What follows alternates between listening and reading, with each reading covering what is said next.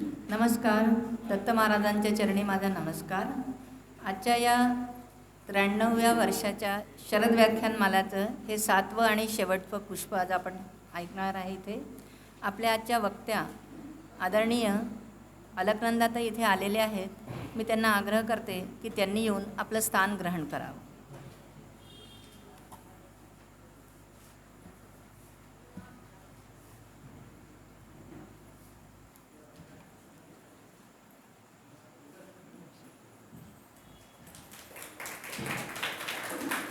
सर्वप्रथम सरस्वतीचं पूजन करावं ताईंनी. सरस्वतीला मानलं.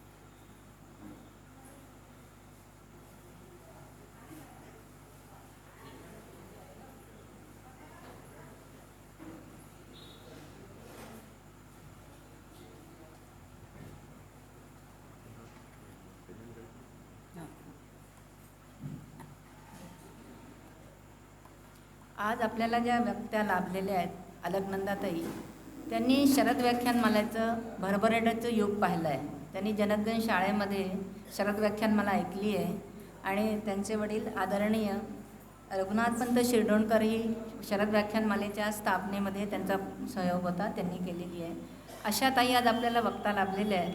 तर मला ताईंना एक निवेदन करायचं आहे की त्यांनी आपलं भाषण सुरू करण्यापूर्वी 2 मिनटं त्यावेळेची शरद व्याख्यानमाला कशी आणि आजची कशी याच्या 2-3 मिनटं त्याच्यावर बोलावं आणि मग आपलं व्याख्यान सुरू करावं.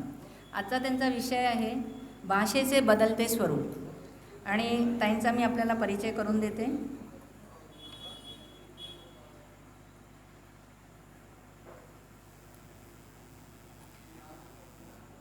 त्यांचे वडील कैलासवासी रघुनाथ विष्णुपंत शिरडोणकर हे ग्वाल्हेरच्या पहिल्या 3 ग्रॅज्युएटपैकी एक होते. अशा कुटुंबात त्यांचा जन्म झाला ही त्यांची पुण्याई असे ताई म्हणतात. वडिलांनी जवळजवळ 90 वर्षापूर्वी उत्तर भारतातील मराठी पत्रकारितेची मुहूर्तमेढ रोवली आणि हितचिंतक या नावाचे मासिक तब्बल 4 वर्ष एकट्याच्या हिमतीवर काढले. पत्रकारिता जगासमोर जाण्याची आणि जगण्याची हिंमत अशी रक्तात त्यांच्यात उतरली. 17व्या वर्षापासून त्यांना लिहिण्याची सवय जडली आणि महाविद्यालयाच्या वार्षिक पत्रिकेत त्यांनी पहिला लेख लिहिला. तो मुलींच्या सामाजिक परिस्थितीवर आधारित होता. अकस्मात लेखणीला कविता गवसली आणि ती स्त्री, त्याचा विषय स्त्री हा मुख्य विषय होता. तो आजतागायत आहे. संपूर्ण शिक्षण त्यांचं हिंदीत झालं आणि आयुष्यही हिंदी प्रांतात गेलं. त्यामुळे मराठी व्याकरणाचाही क ख ग सुद्धा त्यांना माहिती नाही असं त्या म्हणतात, पण असं नाही आहे. पण कशी कोण जाणे, पहिली कविता मराठीत आली आणि अजूनही मराठी व्याकरणाचे नियम माहिती नाही हे सांगून खोटं वाटेल असं तथ्य आहे. नंतर 35-36 वर्षाच्या वयात हिंदी कविता पण स्फुरली. जेमतेम 19 वर्षाचे असताना ग्वाल्हेरला पत्रकारितेची सुरुवात झाली. फील्डमध्ये जाऊन रिपोर्टिंग करणारी मध्य प्रदेशची त्या पहिला महिला पत्रकार आहेत. लग्न होऊन त्या इंदोरला आल्या.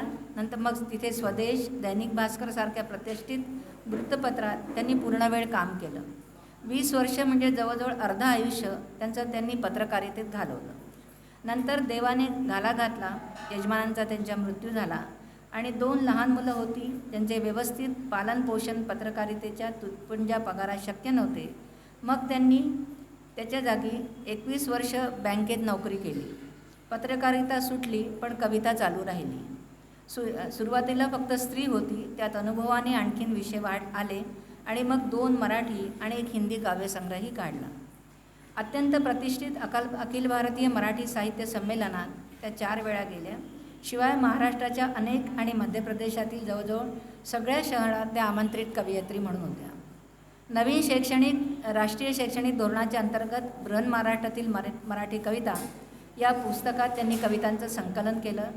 या दरम्यान अनेक त्यांना सन्मानही मिळाले. त्यातील नुकताच मिळालेला महत्त्वाचा सन्मान म्हणजे लोकमान्य नगर निवासी मंडळ इंदोरतर्फे ऑक्टोबर 2023मध्ये आयोजित अखिल भारतीय मराठी साहित्य संमेलनात त्यांना मालवभूषण हा पुरस्कार मिळाला. फेब्रुवारी 2024मध्ये गोवा येथे झालेल्या बृहन्महाराष्ट्र मंडळाच्या प्रथम अखिल भारतीय साहित्य संमेलनात मालव प्रतिभाही त्यांना सन्मान मिळाला. त्यापूर्वी पिंपरी चिंचवड येथे झालेल्या 89व्या अखिल भारतीय मराठी साहित्य संमेलनात कविता सादर केल्यानंतर श्रोत्यांतर्फे स्वप्रेरणेने उभे राहून केलेली मानवंदनासुद्धा अतिशय मोलाची आहे असे ताई म्हणतात. आता त्यांचे जीवन सेवानिवृत्त झालेले आहेत, जबाबदारीतून मुक्त आहे असे त्यांचे आता शांत जीवन सुरू आहे. मी ताईंना आमंत्रित करते की त्यांनी मंचावर येऊन आपले विचार आम्हाला सांगावे. एक मिनिट. वासवदत्ता ताई येऊन ताईंचं स्वागत करतात. नाही परिचय होऊन घ्या. स्वागत.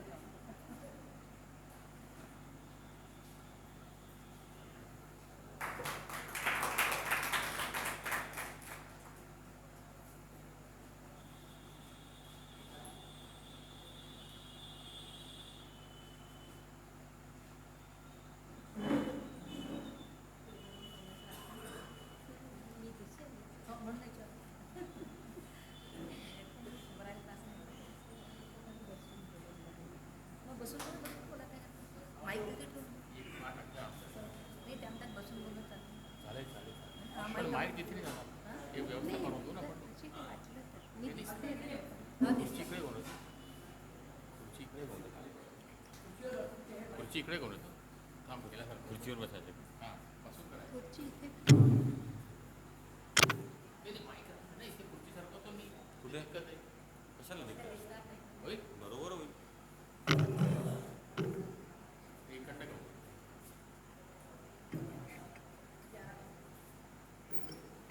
बसा.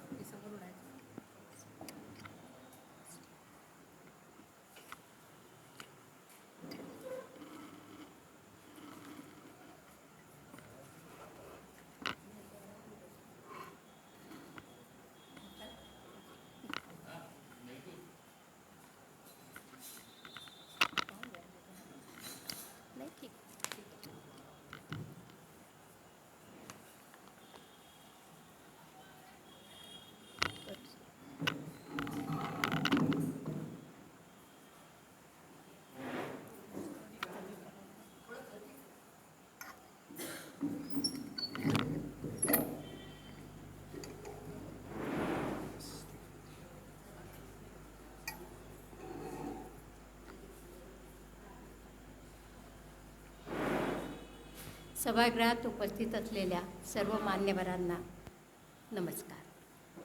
सर्वप्रथम मी शरद व्याख्यानमाला कार्यकारिणी समिती आणि विशेष करून उमाताई कंपूवाले यांचे आभार मानते की त्यांनी मला इथे आमंत्रित केले.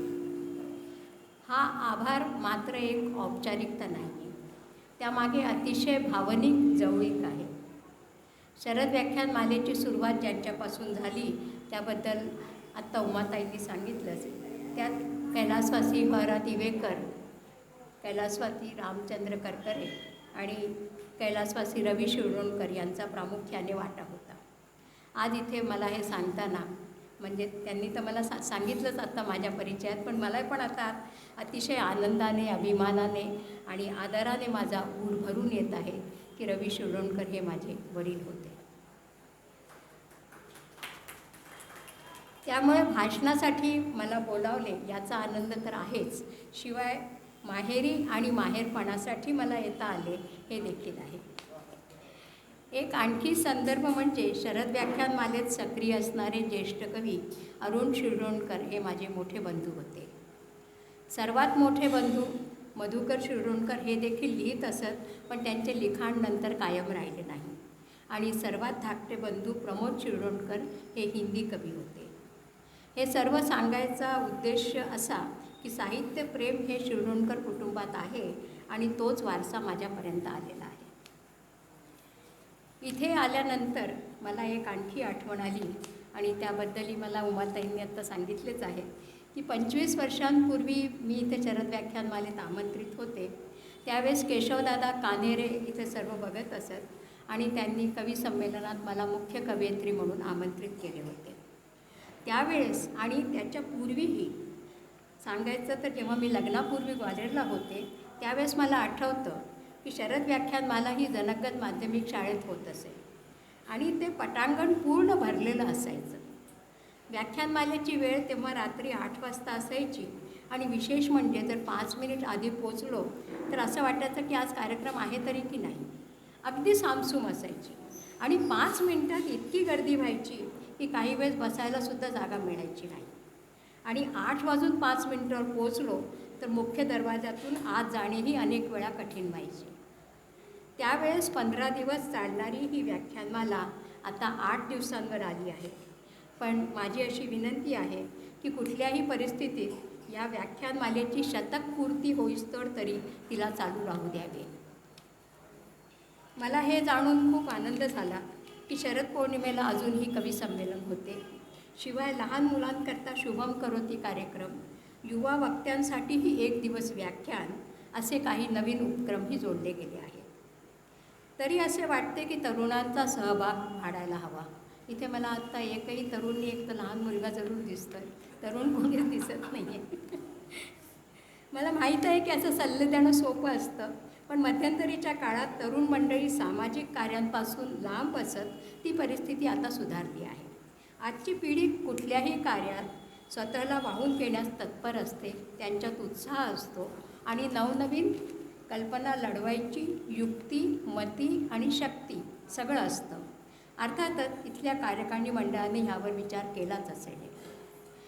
70च्या दशकात माझे बंधू अरुण शिरढोणकर यांनी काही वर्ष नेमाने दिवाळीत किल्ला आणि घरकुल स्पर्धा आयोजित केली होती. तसे तरुणांना भावणारे काही आयोजन केले तर कदाचित मोठ्या संख्येत तरुण इकडेही येतील. मुख्य विषयाकडे वळण्याआधी एक गोष्ट आणखी सांगायचं आहे की माझं मराठी फारसं बरं नाही. माझे वडील सरकारी अधिकारी होते.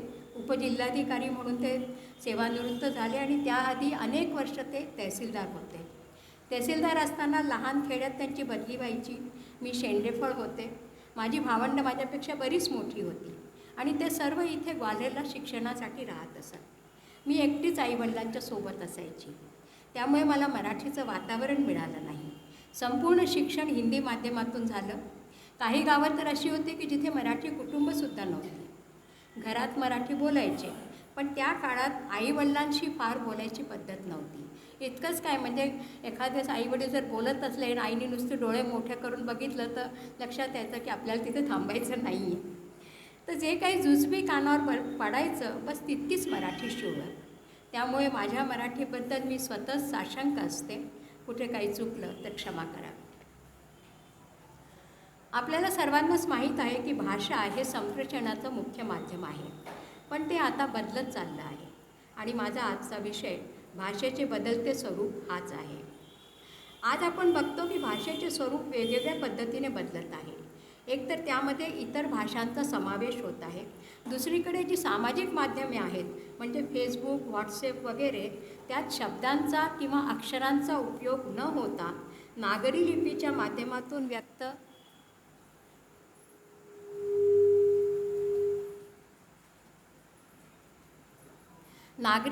माध्यमातून व्यक्त न होता फक्त काही खुणांनी व्यक्त होता येते आणि ते आजकाल अनेक ठिकाणी ग्राह्य झाले आहे. खुणांनी व्यक्त होणे म्हणजे चित्रलिपीचा, इमोजीचा वापरसुद्धा अलीकडे बराच वाढला आहे. तर ह्या दोन्ही गोष्टींवर आपण विचार करायला पाहिजे. मला मान्य आहे की इंग्रजीचा वापर कोणी अगदी मनापासून नसेलही करत, तरीसुद्धा त्यांना ते कळणं आवश्यक झालेलं आहे. त्यातून एक नवीन प्रश्न निर्माण होतो की भाषेच्या विकासाकडे आपली पावलं वळत आहे की परतीच्या प्रवासाकडे. आपले पूर्वज अशीच सांकेतिक भाषा वापरत होते. वर्षानुवर्षे भाषेच्या उत्क्रांतीसाठी प्रयत्न केले गेले आणि एक अभिजात भाषा निर्मित झाली. आपण त्या भाषेला सुरुंग लावायला निघाले आहोत का?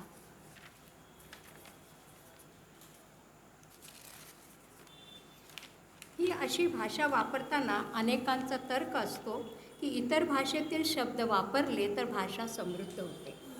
काहीही न कळणाऱ्यांसाठी हा तर्क योग्य आहे, पण ज्यांना भाषेविषयी कळकळ आहे त्या व्यक्ती इतर भाषेची मिसळ न करता आपल्या भाषेतच नवीन शब्द घडविण्याची अपूर्व कामगिरी करतात.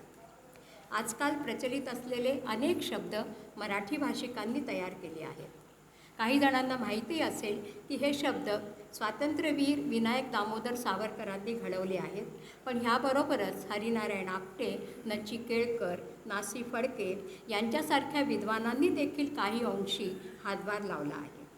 सावरकरांनी अनेक शब्द रचले म्हणून त्यांचे नाव जास्त प्रचलित झाले.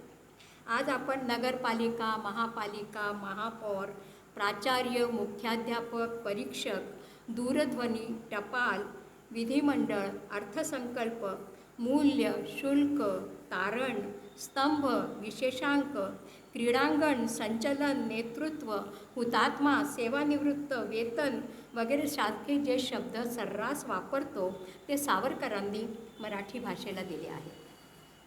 आणि हे शब्द एवढेच नाही तर शेकडोच्या संख्येमध्ये आहे हे मला आवर्जून सांगावेसे वाटते.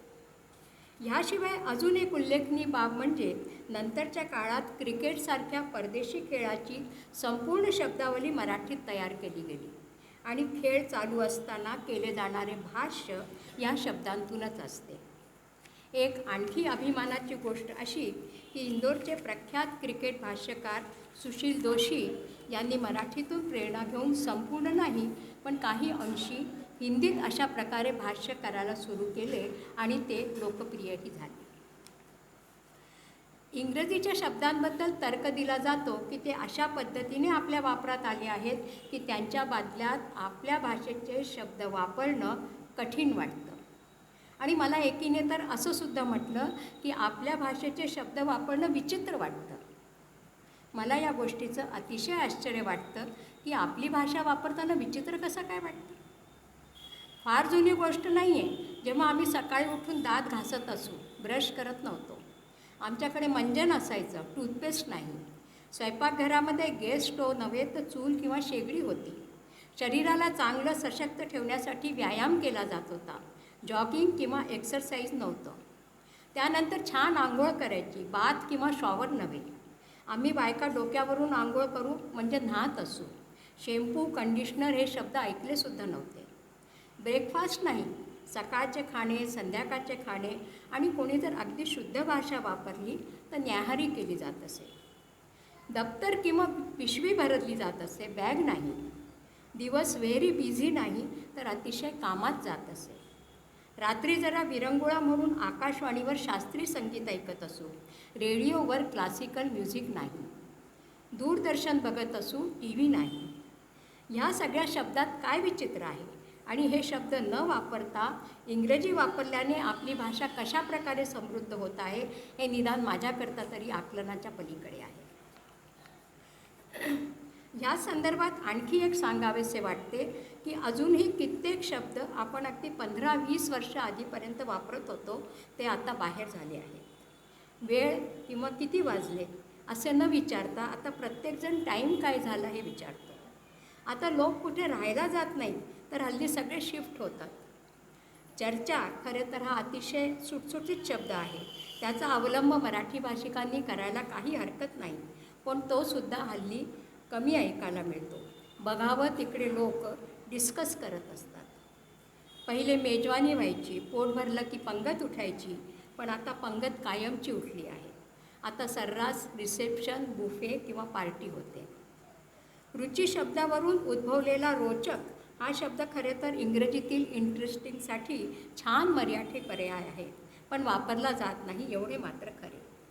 तातडी, गुंतागुंत, भारदस्त, चाचणी, ढब, आलेख, सावकाश वगैरे सारखे शेकडो शब्द असे आहेत जे मागे ढकलले गेले आहेत.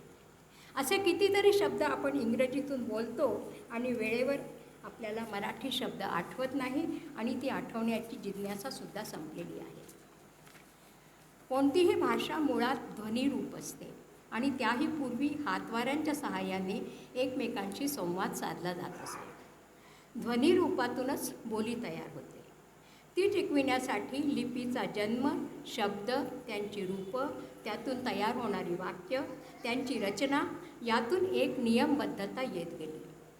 मराठी भाषेत तर ब्रिटिश येईपर्यंत व्याकरणाचा सुस्पष्ट विचार झालेलाच नव्हता. त्या काळातील संस्कृतज्ञ दादोबा पांडुरंग तरखडकर यांना ब्रिटिशांनी मराठी व्याकरणाचं सुसूत्रीकरण करण्याची सूचना केली खरी, पण त्यांचा आदर्श होता संस्कृत वैयाकरणी पाणिनी. तरखडकरांनी संस्कृत वर्णमाला जशीची तशी स्वीकारली, त्यामुळे मराठीत ज्याचे उच्चारही होऊ शकत नाही असे वर्ण लिपीमध्ये आले आणि ती केवळ चिन्हच राहिली. प्रमाण भाषा ही एक संकल्पना आहे. प्रमाण भाषेबद्दल विनाकारण उलटसुलट मतप्रवाह तयार झालेले दिसतात. व्याकरण तज्ज्ञ यास्मिन शेख यांच्या मते औपचारिक, वैज्ञानिक, वैचारिक लेखनासाठी प्रमाण भाषा उपयोगात आणणं आवश्यक आहे. हे लेखन पुढील पिढीसाठी टिकवून ठेवायचे असेल तर त्यासाठी प्रमाण भाषेचा आग्रह सर्वांनी धरायला हवा. पण मी जसं बोलतो किंवा बोलते तसंच लिहिणार असा हट्ट चुकीचा आहे. कथा, कादंबरी यासारख्या ललित लेखनासाठी प्रमाण भाषेचा आग्रह धरलाच पाहिजे. बोलीभाषेचे लिखित स्वरूप धारण करून असे लेखन केले जाते, त्यात त्या भाषेच्या, त्या भाषक समूहाच्या, तेथील व्यक्तींच्या भावभावनांचा उद्गार असतो. त्यामुळे प्रमाण भाषेमध्ये केवळ मराठी शब्दांचाच आग्रह धरायला हवा. इंग्रजी शब्दांचा सोस सोडून आपल्या भाषेतील शब्दांचा उपयोग करण्यावर भर दिला तरच ती भाषा अधिकाधिक समृद्ध होईल. भाषा ही व्यक्तीच्या गरजा, इच्छा, तक्रारी, मते, अनुभव इत्यादी व्यक्त करण्याचे एक साधन आहे. तसेच हे माहिती आणि कौशल्य शिकण्याचेही साधन आहे. हे संस्कृती, परंपरा आणि इतिहास जपण्याचे साधन आहे. भाषेच्या माध्यमातून व्यक्ती आपल्या भावना प्रगट करू शकते. भाषेमुळे सामाजिक आंतरक्रिया चालू असतात. माणसाची एकमेकांशी ओळख होते आणि संवाद सुरू होतो. आपल्या भाषेबद्दल सांगायचे तर मराठी ही 1500 ते 2000 वर्षांचा इतिहास जपणारी भाषा आहे. मराठी भाषा 7व्या शतकापासून बोलीरूपाने अस्तित्वात आली असावी असा कयास आहे. त्यानंतर नैसर्गिकरित्या विकसित होत होत 11व्या-12व्या शतकापर्यंत बोलीचे स्वरूप बदलले आणि मग लिखित भाषेच्या दर्जापर्यंत ती पोचली असावी असा एक समज आहे. मराठी भाषेचा विकास वैदिक, संस्कृत, अभिजात संस्कृत, अपभ्रंश, प्राकृत आणि मराठी या क्रमाने झाला. याबाबत संशोधकात, विद्वानात एक मत आहे. आपण नक्कीच म्हणू शकतो की मराठी बोलीभाषा पूर्णपणे विकसित होण्याआधी महाराष्ट्र मुलुखात राहणाऱ्यांची भाषा प्राकृत किंवा संस्कृत होती. ब्राह्मी लिपीत मात्रांच्या वापरामुळे ती त्या काळातली सर्वात समृद्ध लिपी आहे. कालांतराने अक्षरांचे आकार बदलत गेले. या बदलानंतर तयार झालेल्या गुप्त काळातील लिपीला सिद्ध मातृका असे म्हणतात. हे नागरीचे प्राचीन रूप आहे. मात्रांच्या वापरामुळे ब्राह्मी लिपी ही त्या काळातील सर्वात श्रीमंत लिपी आहे. प्राकृत भाषा ब्राह्मी लिपीत लिहिली गेली. ब्राह्मी ही भारतातील सर्वात जुन्या लिपींपैकी एक आहे. ही दक्षिण आणि मध्य आशियाची देखील जुनी लिपी आहे. देवनागरी लिपीचा जन्म ब्राह्मीपासूनच झाला. प्राकृत भाषा महाराष्ट्रातील प्राचीन प्रदेशात बोलली जात असे. महाराष्ट्र प्राकृत ही सुरुवातीच्या मराठी साहित्याची भाषा होती, ज्यात ख्रिस्तपूर्व 3ऱ्या शतकातील शिलालेखांचा समावेश आहे. मराठी भाषेमध्ये मध्ययुगीन काळात लक्षणीय बदल झाले. दख्खन प्रदेशात राज्य करणाऱ्या यादव घराण्याने मराठी भाषेच्या विकासात भूमिका बजावली. मात्र मराठी साहित्याचा खरा सुवर्ण काळ हा भक्ती चळवळ मानला जातो. बहमनी सल्तनत आणि नंतर दख्खन सल्तनतच्या काळात पर्शियन आणि अरबी भाषेतील काही शब्द मराठीत आले आणि त्यांचा भाषेवरती प्रभाव पडू लागला. या कालखंडाने मराठीच्या भाषिक वैविध्याला हातभार लावला. यानंतर 17व्या शतकात शिवाजी महाराजांच्या नेतृत्वाखाली मराठी साम्राज्याचा उदय झाला आणि मराठी भाषा ही प्रशासकीय भाषेत बदलली. शिवाजी महाराजांनी आपले साम्राज्य वाढवले व या विस्तारामुळे मराठी भाषेचा विविध प्रदेशांमध्ये प्रसार होऊ लागला आणि हळूहळू मराठी कानाकोपऱ्यात पसरली. परंतु यानंतर ब्रिटिश वसाहत कालखंडाने भाषिक परिदृश्यात बदल घडवून आणले. मराठीचे प्रमाणीकरण करण्याच्या प्रयत्नांवर ख्रिश्चन मिशनरी आणि ब्रिटिश प्रशासकांचा प्रभाव होता. 1872 सालामध्ये दर्पण हे पहिले मराठी वृत्तपत्र प्रकाशित झाले. हे वृत्तपत्र प्रकाशित करण्याचे श्रेय बाळशास्त्री जांभेकर यांना जाते. दर्पण प्रकाशित झाल्यानंतर मराठी भाषेचा जोर वाढायला लागला. प्राचीन भाषांपैकी एक असलेली मराठी जगभरामध्ये 10व्या क्रमांकावर असणारी भाषा आहे. आज आपण बोलतो ती मराठी आणि 2-3 शतकांपूर्वीची मराठी यात खूप फरक आहे. पूर्वीचा मराठी लहजा वेगळा होता. तेव्हा विरामचिन्हही लावत नसत आणि व्याकरणही नव्हते. या मराठी भाषेस आधुनिक वळण लावायचे काम आपल्याला ऐकून कदाचित आश्चर्य वाटेल की हे काम एका ब्रिटिश अधिकाऱ्याने केलं. त्याचं नाव मेजर थॉमस केंडी. ते आद्य मराठीचे शब्दकोशकार आणि शुद्धलेखन शास्त्रज्ञ म्हणून ओळखले जातात. 19व्या शतकाच्या सुरुवातीला थॉमस आणि जॉर्ज या जुळ्या भावांचा जन्म इंग्लंडमध्ये झाला. दोघांनी ऑक्सफर्ड विद्यापीठात भारतीय भाषांचे शिक्षण घेतले आणि 1822 साली दोघा भावांना भारतामध्ये ईस्ट इंडिया कंपनीच्या पायदळात नोकरी मिळाली. थॉमस केंडी हे प्रामुख्याने दुभाषी होते. त्याच काळात जेम्स मोल्सवर्थ हे दुसरे ब्रिटिश अधिकारी मराठी इंग्रजी शब्दकोशावर काम करत होते. केंडी बंधूंचे भारतीय भाषांमध्ये ज्ञान बघून त्यांनी दोघांना आपल्या शब्दकोशाच्या कामासाठी सहाय्यक म्हणून घेतले. पहिले छोटा शब्दकोश 25,000 शब्दांचा केला आणि नंतर शब्दकोशांची संख्या 40,000 झाली. शब्दकोशाला नाव दिले महाराष्ट्र भाषेचा कोश. हा कोश छपाई पूर्ण होऊन हाती यायला 1831 साल उजाडले. 1837मध्ये थॉमस केंडी यांची पुण्यातील डेक्कन कॉलेजच्या प्राचार्यपदी नेमणूक झाली. त्याच दरम्यान 1840 साली आजारपणामुळे मॉल्सवर्थ यांना मायदेशी परतावे लागले. पण नंतर मग थॉमस केंडी यांनी अपूर्ण राहिलेल्या शब्दकोशाचे काम स्वीकारले.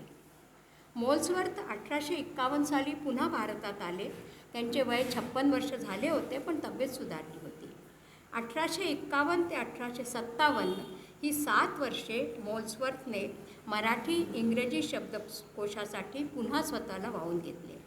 हे काम त्यांनी पुणे आणि महाबळेश्वर येथे राहून केले. तयार झालेल्या नव्या सुधारित शब्दकोशात आता 60,000 शब्द आहेत. त्यांनी ह्याशिवाय 2 शब्दकोश अजून केले. हे तर मराठी ते इंग्रजी होतं, पण त्यांनी मराठीतून मराठी असा एक शब्दकोश केला आणि मग इंग्रजीतून मराठी असाही एक शब्दकोश केला, जे आजही आपल्याकडे त्यांना मान्यता प्राप्त आहे.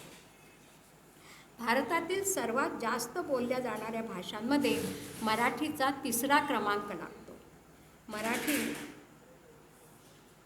ही भारताच्या 22 अधिकृत भाषांपैकी एक असून त्याच्या 93 उपबोली आहेत. ह्यातील काही उपबोली बेने इस्रायल ह्या जमातीमुळे विस्तार पावल्या. बेने इस्रायलचा शाब्दिक अर्थ आहे इस्रायलचा पुत्र. हे मूळचे ज्यू म्हणजे यहुदी. प्रचलित समज असा आहे की 2000 वर्षांपूर्वी ज्यू समाजातील काही लोक त्या काळच्या पॅलेस्टाईन अर्थात इस्रायलच्या मधील धार्मिक जाचाला कंटाळून समुद्रमार्गे पूर्वेकडे निघाले. त्यातले एक गलबत फुटले आणि 7 जोडपी महाराष्ट्रातल्या रायगड जिल्ह्यातील अलिबाग ह्या गावाच्या किनाऱ्यावर आली. हा समाज भारतात मुख्यतः कोकण परिसरातील गावात आणि कालांतराने मुंबई, पुणे, ठाणे, अहमदाबाद, कोलकाता, कराची या परिसरात नोकरी धंद्यासाठी स्थिरावला. बेने इस्रायली जमातीपैकी जवळपास 80% लोक महाराष्ट्रात राहतात. शतकानुशतकं कोकणात राहिल्यामुळे त्यांना मराठी भाषेशी विशेष जवळीक वाटते. ते मराठीतच बोलतात. त्यांच्या प्रचलित मराठीला जुदाव मराठी म्हणतात. अशाच प्रकारे कोकणात चित्पावन ब्राह्मणांची अशी एक वेगळी मराठी आहे आणि कोकणी मुसलमानांची वेगळी मराठी आहे. जरा दक्षिणेकडे गेलं की गोव्यात पोर्तुगीज आणि कोकणीच्या शब्दांचा खूप प्रभाव असलेली मराठी कानाला वेगळीच वाटते. विरार वसई भागात ख्रिश्चन लोक जी मराठी बोलतात त्याला कुपारी किंवा कादोडी मराठी म्हणतात. कर्नाटक महाराष्ट्र सीमावर्ती प्रदेशात बोलली जाणारी भाषा चंदगडी चित्पावनी म्हणवते. भंडारा, गोंदिया, चंद्रपूर आणि गडचिरोली या जिल्ह्यांचा भूप्रदेश झाडीपट्टी म्हणवतो आणि तिथली भाषा झाडी बोली. ह्या भाषेत बरेच साहित्य रचले गेले आहे आणि आजही लिहिले जात आहे. अशाच प्रकारे महाराष्ट्र कर्नाटक या सीमावर्ती भागातील उस्मानाबाद आणि लातूर जिल्ह्यातील बोली मराठवाडी, रत्नागिरी आणि सिंधुदुर्ग क्षेत्रातली मालवणी, बुलढाणा, वाशिम, अकोला, यवतमाळ, अमरावती, वर्धा येथील मराठी वऱ्हाडी म्हटली जाते. आपण आपल्या इकडला विचार केला तर ग्वाल्हेरी मराठी, माळवा निमाडची मराठी, भोपाळी मराठी, बुंदेलखंडी मराठी असे वेगवेगळे भाग केले जाऊ शकतात. शिवछत्रपतींच्या दक्षिण दिग्विजयानंतर व खास करून राजाराम महाराज जिंजी येथे गेले त्यानंतरच्या काळात अनेक मराठी कुटुंब दख्खनमध्ये गेली. त्यावेळेस दक्षिण भारताला दख्खनच म्हणत असत. त्यांच्या मराठीवर तमिळ उच्चार व व्याकरणाचे संस्कार झाले. ह्या बोलीभाषा किंवा पोटभाषा आहेत असे म्हणता येईल, पण ऐकताना त्यात काही वेगळ्या जाणवतात. हे सर्व मोजले तर उपबोलींची जी संख्या सध्या 93 आहे ती 100पर्यंत नक्की पोहोचेल. नुकतेच 3 ऑक्टोबरला मराठीला अभिजात भाषेचा दर्जा मिळाला आहे. त्या अनुषंगाने आणखी काही शोध झाल्यास नवीन माहिती नक्कीच समोर येईल. मराठी साहित्य एक अशी अनमोल ठेव आहे जिच्या माध्यमाने आपल्या सभ्यतेची क्रमवार प्रगती आणि सांस्कृतिक उत्सवांच्या गाथा कळतात. स्वातंत्र्यवीर सावरकर यांनी मराठीत रुजलेले इतर भाषेतील शब्द काढून त्या जागी मराठी शब्द सुचवून मराठी भाषा समृद्ध केली. उदाहरणार्थ फारसीची तारीख दिनांक झाली तर इंग्लिशचे चेअरमॅन महापौर झाले. मराठी फारच थोड्या आणि लहान सामाजिक वर्गापुरती सीमित होत चालली आहे असा काही जणांचा समज आहे. जिथे शुद्ध आणि प्रमाण मराठी बोलणे थट्टेचा विषय असतो तिथे अजून आपण काय म्हणणार.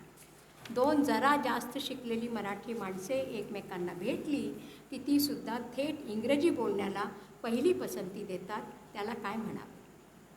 जसे विज्ञानाच्या प्रगतीमुळे इंग्रजी माध्यमातून शिक्षणाचे महत्त्व वाढले तसे इंग्रजीला सुद्धा आवाजवी महत्त्व दिले गेले. त्यामुळे इंग्रजीकडे लक्ष देता देता मराठी व इतर भाषांकडे दुर्लक्ष होऊ लागले आणि व्यवहारात मराठी लेखन सदोष आढळले तरी चलत आहे ह्या दृष्टिकोनातून त्याचा स्वीकार होऊ लागला. पण इंग्रजी लेखनात किंवा बोलण्यात थोडी जरी चूक असली तरी त्याकडे लगेच बोट दाखवण्याची परंपरा सुरू झाली आणि चूक करणाऱ्याचा उद्धार होऊ लागला. वर्तमान तंत्र विश्वात विज्ञानाच्या युगात काळाबरोबर राहण्याच्या आवश्यकतेमुळे इंग्रजीचे महत्त्व वाढले आणि पुढे आपली भाषा शिकली नाही तरी काही बिघडणार नाही अशी सामाजिक भावना निर्माण झाली. स्वातंत्र्यपूर्व काळात राष्ट्रभाषेच्या अस्मितेच्या जोरावर स्वातंत्र्ययुद्ध खेळले गेले आणि त्यानिमित्ताने प्रादेशिक भाषा जतन करण्याचा प्रयत्न झाला. पण नंतर काही मूठभर लोकच या देशप्रेमाच्या प्रती निष्ठावंत राहिले. अशा लोकांची संख्या पुढे एवढी नगण्य झाली की त्यांनी जरी त्यांच्या प्रादेशिक भाषेच्या वर्तमानाच्या बाबत आवाज उठवला तरी त्याकडे न समाज लक्ष देतो न शासनाचे लक्ष असते.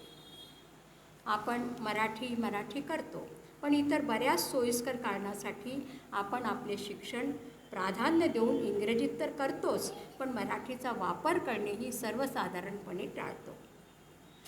आपण गप्पा मराठीत मारतो, मस्करी मराठीत करतो, शिव्यासुद्धा मराठीत देतो, पण कोठेही अर्ज द्यायची वेळ आली तर तो मात्र इंग्रजीत दिला जातो. 4 चौघात इंग्रजी बोलता येणे जास्त हुशारीचे आणि सन्मानाचे समजले जाते. इतकंच काय, मनोरंजनासाठी इंग्रजी आणि हिंदीच्या तुलनेत मराठी चित्रपट, मालिका, इतर कार्यक्रमसुद्धा मोजके बघितले जातात किंवा बघितले जातही नाही. इंग्रजी भाषेवर प्रभुत्व असावे, काळाची गरज आहे, विरोध अजिबात नाही. पण मराठीला वाळीत टाकणे निदान मला तरी पूर्णपणे अमान्य आहे. आपल्याकडे मराठी बोलणारा अशिक्षित किंवा कमी शिकलेला आणि इंग्रजी बोलणारा हुशार ही समजूत आणि संस्कृती निर्माण करायला आपणही कुठेतरी जबाबदार आहोत आणि प्रामुख्याने त्याला शिक्षण पद्धतीसुद्धा कारणीभूत आहे. काळ बदलतो तशा मागण्या बदलत जातात. सध्याच्या काळात जाहिरात हे सर्वात प्रमुख क्षेत्र आहे. पुन्हा गाडगीळ, चितळे बंधूंसारख्या काही प्रादेशिक जाहिराती सोडल्या तर जाहिरातीची भाषा म्हणून मराठी सहसा वापरली जात नाही. खरं तर आपली भाषा कितीतरी समृद्ध आहे. मी बाई आहे तर मला एक स्वयंपाकघरातलंच उदाहरण पटकन आठवतं आहे की परतणं, भाजणं, तळणं या आपल्या 3 क्रिया आहेत, पण त्यासाठी इंग्रजीमध्ये फक्त फ्राय हा शब्द आहे. तसेच आपल्याकडे नात्यासाठी सुद्धा अनेक शब्द आहेत. आत्या, मावशी, मामी, काकू, आतोबा, मावसोबा, काका, मामा आणि त्या प्रत्येक शब्दात एक भावना दडलेली असते. तीच भावना किंवा तो भाव अंकल आणि आंटीत सापडत नाही. तसेच नणंद म्हटलं की एक रुबाब येतो आणि वहिनी, भावजाई बिचारी दबलेली असते. त्याऐवजी सिस्टर इन लॉ म्हटलं तर ती मजा येत नाही आणि घरामध्ये उगाच समाजवाद डोकावतोय असं वाटतं. असं बऱ्याच शब्दांच्या बाबतीत आपल्याला जाणवतं की ज्या क्रिया आपल्याकडे वेगवेगळ्या आहे किंवा जे शब्द आपल्याकडे वेगवेगळ्या पद्धतीने वापरले जातात त्यासाठी इंग्रजीमध्ये एकच शब्द वापरला जातो. आपण अगदी त्या भाषेचा पाया बघितला तर फक्त 26 अक्षरं आहेत आणि त्यामुळे कधी सी अक्षराचा वापर स म्हणून होतो तर कधी क म्हणून पण होतो. जी, ग आणि ज दोन्ही असतो. आपल्या देवनागरीमध्ये 52 अक्षरं आहेत तर मूळ गावात संपन्न आहे. तिथूनच कळते की आपल्या भाषेमध्ये आधीपासूनच दुप्पट अशी एक शक्ती आहे. मग आपण ती भाषा कशासाठी सोडायची? फक्त एक पद्धत म्हणून किंवा आपण शिक्षित आहोत असं दाखविण्यासाठी? आपल्या घरामध्ये सोनं चांदी आहे, छान भांडी आहेत, उबदार अंथरूण पांघरूण आहे, सुंदर महागडे कपडे आहेत, तर ते सोडून फक्त पद्धत म्हणून फाटकी जीन्स वापरायची का? सगळ्या प्रकारची समृद्धी असूनसुद्धा आपण त्या फाटक्या जीन्सकडे वळत आहोत असं मला प्रकर्षाने वाटतं. नुकताच पावसाळा संपला आहे तर एक शब्द मला अजून खूप छान असा आठवतो आहे, मृदगंध. मृदगंध म्हटलं की आपल्याला आपली माती आठवते, कारण माती आपल्या सर्वांना प्रिय असते. मातीशी आपले घट्ट नाते असते. त्या मातीचा गंध आपल्याला आवडतो आणि आपण त्याला मृदगंध म्हटले की संपूर्ण वातावरण आजूबाजूचं जिवंत होतं. एक अतिशय मोहक सुगंध दरवळू लागतो. ती तशी जाणीव अर्धी ऑर्डर या शब्दाने होऊ शकते का? अगदी आजच्या पिढीचा जरी विचार केला तरी माझ्या मते त्यांनाही इतर भाषांच्या शब्दात ती आपुलकी जाणवणार नाही, फक्त एक भावना जागृत होऊ शकते. आपण या सगळ्यांची जाणीव त्यांना करून देणे अतिशय गरजेचे आहे. ते आपल्याला करायलाच हवं. आपण नुसतीच शरद व्याख्यानमाला आयोजित केली म्हणजे मला एका या कार्यक्रमावर बोट ठेवायचं नाही आहे.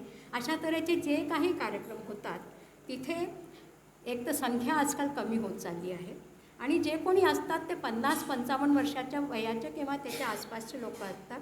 तरुण मंडळी तर सगळीकडे गायब आहे. म्हणजे मला इंदोरचा सुद्धा अनुभव आहे की तरुण मंडळी सहसा दिसत नाही कुठे. तर तरुणांना मायभाषेची बोट जोडण्यासाठी आपण आपल्या घरापासूनच सुरुवात करावी असं मला अगदी मनापासून वाटतं.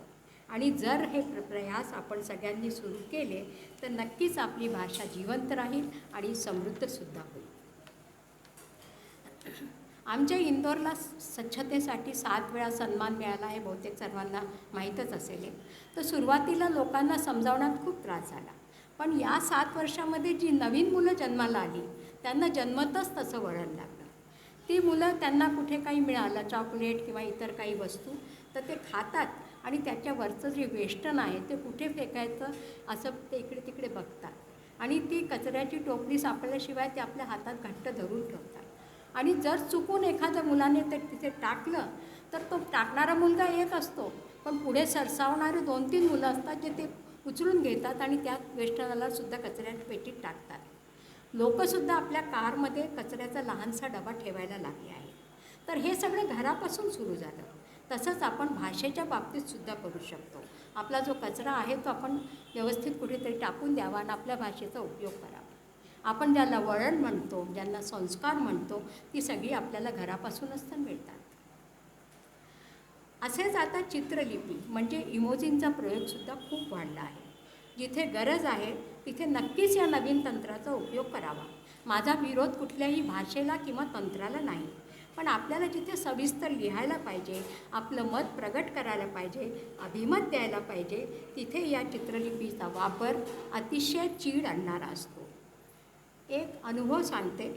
मी तेव्हा नुकतीच व्हॉट्सॲपवर सक्रिय झाले होते आणि मला बऱ्याच लोकांनी त्यांच्या समूहात जोडले होते. त्यापैकीच एका हिंदी समूहात या चित्रलिपीचा वापर अतिशय होत असे. एक दिवशी काही कारणाने मी दिवसभर मोबाईल हाताळू शकले नाही. तर मला लक्षात आलं की एका समूहात 40, 50, 70, 80, 100, 150 नाही तर एकूण 652 टिप्पणी माझ्या वाट बघत होत्या आणि त्यात काही नव्हतं.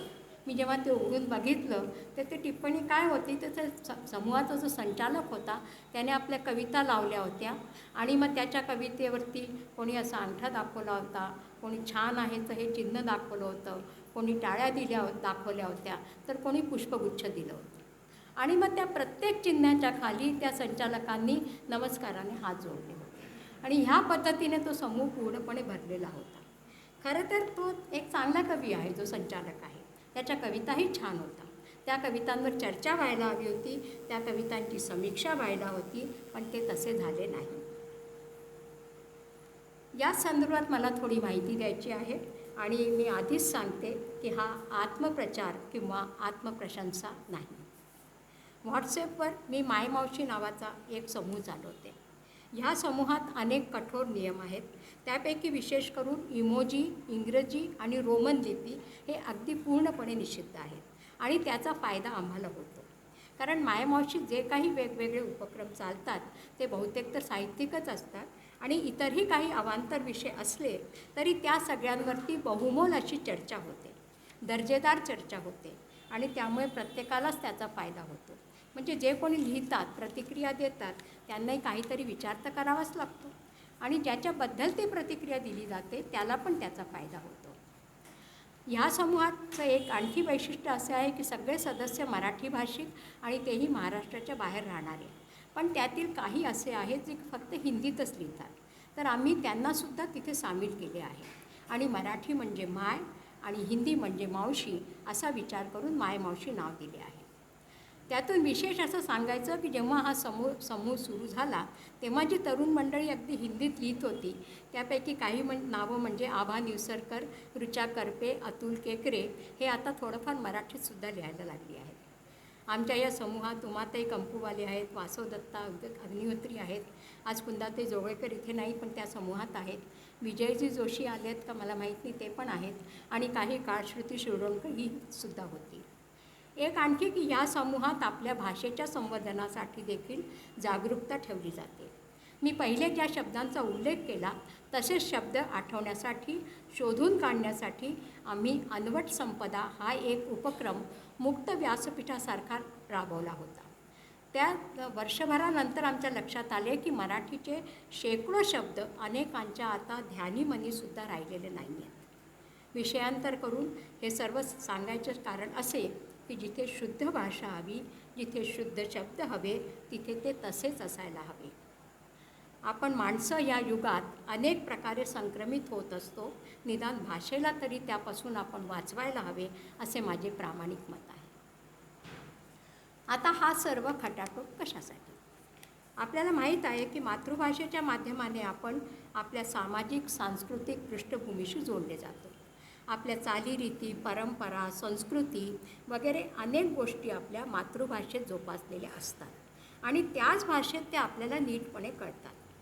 मातृभाषेत शिकतानाचा सगळ्यात छान पैलू म्हणजे चांगल्या पद्धतीने लिहिता वाचता येतं आणि त्याचं कारण असं की कोणतंही मूल जन्मताच निदान काही महिने तरी फक्त जी भाषा ऐकतो ती त्याची मातृभाषा असते. आपल्यालाही अनुभव आहे की आपण कोणी नवीन बाळंतिणीला भेटायला गेलो आणि ते बाळ छोटं असलं तर त्याला आपण इंग्लिशमध्ये काही नाही बोलत. आपण त्याला म्हणतो, काय झालं बाळा, का रडतं आहे, भूक लागली का? किंवा आता आपण हिंदी परिसरात राहतो तर हिंदी कुटुंबातलं तर आपण हिंदीमध्ये बोलतो.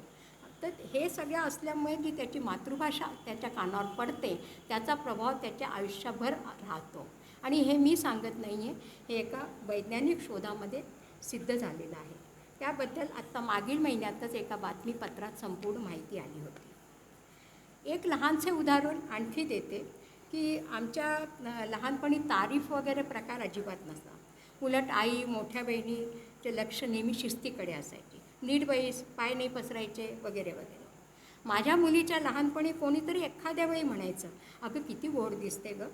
पण आता तर उठता बसता वॉव, क्यूट, अमेझिंग वगैरे शब्दांचा वापर होत असतो. अशा पद्धतीच्या प्रशंसेनं काही वेळेस मुलांच्या मनामध्ये एक अहंभाव उपसतो, जो अलीकडे काही प्रमाणात दिसायलाही लागला आहे. तो त्या मुलांच्या मानसिकतेसाठी नुकसानदायक असू शकतो, याकडे आपले लक्ष अजिबात जात नाही. बरं, जी भाषा वापरायची ती तरी निदान बरोबर असावी, पण तिथेही गोंधळ माजलेला असतो. आता एक मजेदार अनुभव ऐकवते मी की मुंबईला एक कवयित्री आहे, माझ्यापेक्षा बरीच लहान आहे. ती कविता खूप छान लिहिते, तर तिची एक कविता मला अनुवादासाठी हवी होती. मी तिला व्हॉट्सॲपवर तसं कळवलं. तिने मला लगेच विचारलं, ताई आत्ता सेंडू का? आता सेंडू का कळायला मला वेळ लागला आणि त्या दरम्यानच लगेच दुसरे वाक्य आले, ताई मी पोस्टते. मी परत एकदा बुचकळ्यात पडले. सेंडू का, पोस्टते हे नक्की कोणत्या भाषेचे शब्द आहेत, इंग्रजी की मराठी? आणि हे मला म्हणजे विशेष करून महाराष्ट्रात जास्त जाणवतं. मराठीबद्दल आपण जितके सतर्क असतो ना, तितकं महाराष्ट्रातल्या लोकांना त्याची दखल ते घेत नाही, असं मला म्हणजे माझं हे मत आहे. असू शकतं दुसऱ्यांचं इतरही मत असेल. तर ह्या पद्धतीने वागण्याचा सर्वात वाईट पैलू असा की अशा शब्दांनी ओथंबलेली भाषा ऐकताना आता आपल्याला दचकायला होत नाही. हे शब्द आत्तापर्यंत फारसे ऐकिवात नव्हते.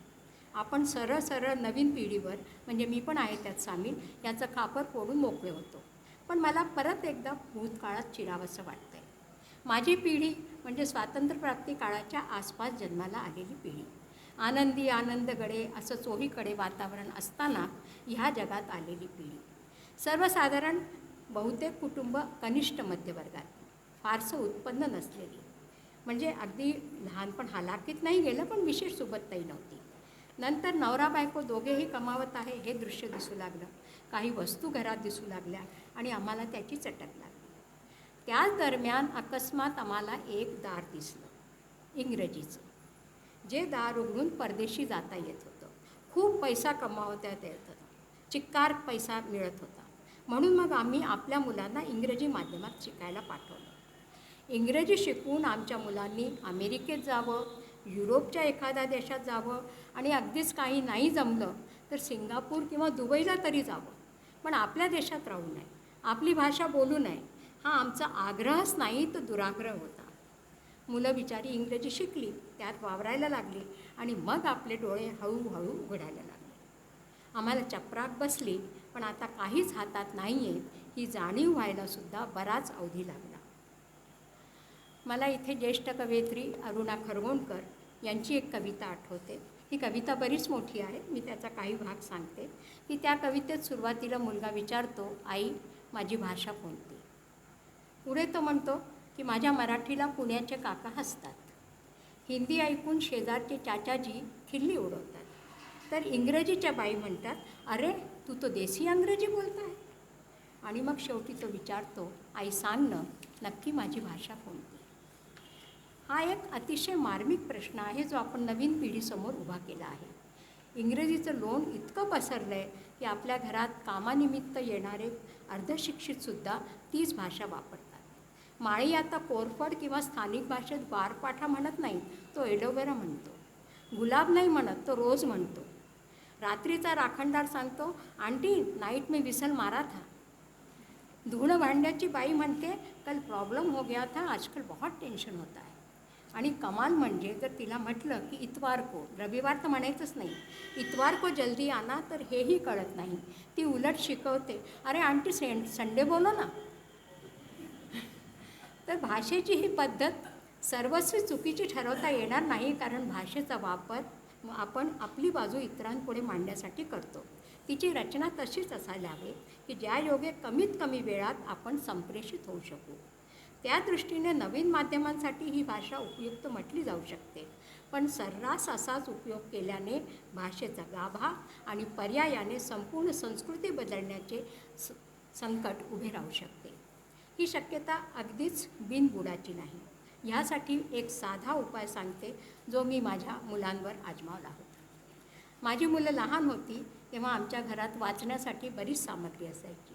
रोज 2 हिंदी बातमीपत्र, शिवाय रविवारची पुरवणी म्हणून महाराष्ट्र टाईम्स, लोकसत्ता घेत असू. दर आठवड्याला साप्ताहिक सकाळसुद्धा येत होतं. आणि विशेष म्हणजे माझ्या यजमानांना वाचनाची खूप आवड होती. ते 7 वाचनालयांचे सदस्य होते आणि तेथून मराठी म्हणजे हिंदी पुस्तकं तर आणायचे, पण मराठी पुस्तकंही आणत असत. आणि ही सगळी जी सामग्री आहे बैठकीच्या खोलीत ठेवलेली असायची. आम्ही कधीच मुलांना वाचा असं म्हटलं नाही, म्हणजे हिंदीबद्दलही नाही आणि मराठीबद्दलही नाही. पण आम्हाला वाचताना पाहून माझी मुलगी आणि मुलगा दोघेही बातमीपत्र वाचायला लागले. सुरुवातीला त्यांनी हिंदी बातमीपत्र उचललं, पण नंतर ते मराठी बातमीपत्र आणि मराठी पुस्तकंसुद्धा वाचायला लागली. आणि आज मला हे सांगताना अतिशय अभिमान होतो की त्यांनी अनेक मराठी पुस्तकं वाचलेली आहेत. त्यांच्याबद्दल एक अजून सांगायचं म्हणजे त्यांना आम्ही इंग्रजी माध्यमात शिकायला पाठवलं नाही, या बाबतीत आम्ही दोघेही ठाम होतो. पुढे त्यांनी इंग्रजीतही प्रावीण्य मिळवलं, ही गोष्ट वेगळी.